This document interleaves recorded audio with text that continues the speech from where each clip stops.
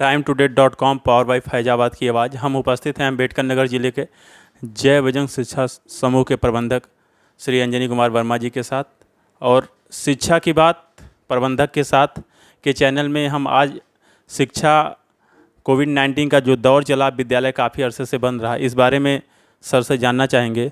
Sir, इस दौरान विद्यालय काफ़ी दिन बंद रहा और कहीं ना कहीं शिक्षा के प्रति आपके द्वारा या अन्य शिक्षा संस्थानों के द्वारा बच्चों के लिए क्या किया गया?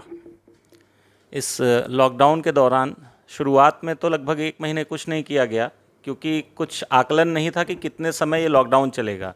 लेकिन जैसे जैसे पता चलता गया कि यह लंबे समय के लिए खिंचने वाला है, तो हम लोगों ने तकनीकी का सहारा लिया और इंटरनेट, जो आजकल जिस युग में हम जी रहे हैं, इंटरनेट के युग में जी रहे हैं, उसका सहारा लेकर के हम लोगों ने बच्चों को व्हाट्सएप ग्रुप के माध्यम से पहले जोड़ा और फिर गूगल क्लास के माध्यम से उनको टीचरों के वीडियो लेक्चर बना करके उन तक शिक्षा को पहुंचाने का कार्य किया है। कठिनाई इसमें ज़रूर आई है, लेकिन तो हमें सफलता मिली है। सर, कहीं ना कहीं से आपने देखा होगा कि कोविड का दौर जब चल रहा है, इस समय भी चल रहा है, दुकानें खुल गई, अच्छी अच्छी संस्थाएं खुल गई, लेकिन विद्यालय को ही बंद किया गया।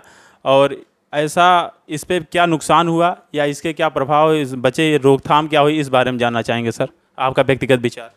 मेरा व्यक्तिगत विचार ये है, मैं ये मानता हूँ कि इसमें सरकार की चूक भी है और एक हिसाब से देखा जाए तो भविष्य को सुरक्षित करने के लिए अच्छा भी है। चूक इस प्रकार से है क्योंकि किसी भी देश की विकास की जो रीढ़ होती है वो शिक्षा होती है और शिक्षा के लिए विद्यालयों का चलना बहुत ज़रूरी होता है। शिक्षा पर कभी भी कोई भी वक्तव्य हमारे यशस्वी प्रधानमंत्री जी के द्वारा नहीं प्राप्त हुआ है, इसका मुझे अफसोस है। और साथ ही साथ इस चीज़ के लिए कि उन्होंने अपने देश के भविष्य यानी कि बच्चों की परवाह करते हुए अभी तक विद्यालयों को लॉकडाउन मोड में रखा हुआ है, क्योंकि यह कोई व्यवसाय व्यापार नहीं है, शिक्षा व्यवसाय नहीं है, इसलिए व्यवसाय के साथ इसको जोड़ना उचित भी नहीं है। जी सर, कहीं ना कहीं सर देखा गया कि विद्यालय काफ़ी अरसे से बंद चला और ऑनलाइन क्लासेस के दौरान आप लोगों ने जो शिक्षा का रूप देने का कार्य किया। सर, इस दौरान हम ये जानना चाहते हैं कि आगामी समय में इस पर रिजल्ट पे क्या प्रभाव पड़ेंगे? रिजल्ट पर इसका गहरा प्रभाव पड़ने वाला है, लेकिन तो जैसी अभी नई शिक्षा नीति आई है, अगर ये पहले लागू हो चुकी होती, सपोज़ करिए आज से 1 साल पहले, क्योंकि इसमें मातृभाषा में शिक्षा को बढ़ावा मिल रहा है। अभी क्या है कि बहुत सारे विद्यालय अंग्रेजी माध्यम के हैं और अच्छे परिवारों के बच्चे अंग्रेजी माध्यम स्कूलों में ही पढ़ते हैं। अगर वो हिंदी माध्यम में पढ़ रहे होते तो उनके माँ बाप, उनके परिवार में और जो पढ़े लिखे लोग हैं वो उनको कुछ पढ़ा सकते, लेकिन तो माध्यम अंग्रेजी होने की वजह से वे इस चीज़ में कतई सफल नहीं हो पा रहे हैं कि अपने बच्चों को स्वयं पढ़ा सकें। तो अभी क्योंकि वो नहीं पढ़ा पा रहे हैं और ऑनलाइन शिक्षा हर जगह तक पहुंच नहीं पा रही है, कहीं इंटरनेट की समस्या है तो कहीं मोबाइल फ़ोन पेरेंट्स अपने बच्चों को नहीं दे पा रहे हैं, तो रिज़ल्ट पर तो भारी प्रभाव पड़ने वाला है और रिज़ल्ट निश्चित रूप से ख़राब रहेगा। कहीं ना कहीं सर कहा जाता है कि समस्या ही आविष्कार की जननी होती है। जो कोविड-19 का दौर रहा और बहुत ही बड़ी समस्या आई, विद्यालय शिक्षा पे सबसे ज़्यादा इसका गहरा प्रभाव पड़ा, तो इस बारे में जो समस्या आविष्कार की जननी होती है सर, आपके देश में इसमें क्या नया आविष्कार निकल करके सामने आया?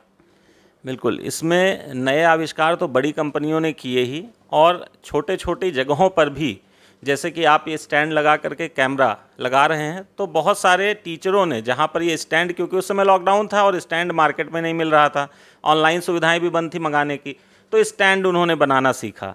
उन्होंने एक वीडियो बनाना सीखा, कैसे हम अच्छा वीडियो बना सकते हैं और ऑनलाइन हम कैसे पढ़ा सकते हैं ये सीखा। जिनको इंटरनेट नहीं चलाना आता था, स्मार्टफोन नहीं ऑपरेट करना आता था, उन्होंने वो भी सीखा। और साथ ही साथ देखा जाए तो सबने बहुत कुछ सीखा है इस लॉकडाउन के दौरान। और आविष्कार की बात की जाए तो बहुत बड़ी कंपनी है गूगल, उसने गूगल क्लास का आविष्कार किया, गूगल क्लास को बनाया, जिसके माध्यम से शिक्षक और बच्चे आपस में आसानी से जुड़ सकें। सर, अंतिम क्वेश्चन हमारा आपसे है कि हमारे इस TimeToday.com पावर बाय फैजाबाद की आवाज़ के माध्यम से, हमारे चैनल के माध्यम से आप छात्रों को क्या संदेश देना चाहते हैं?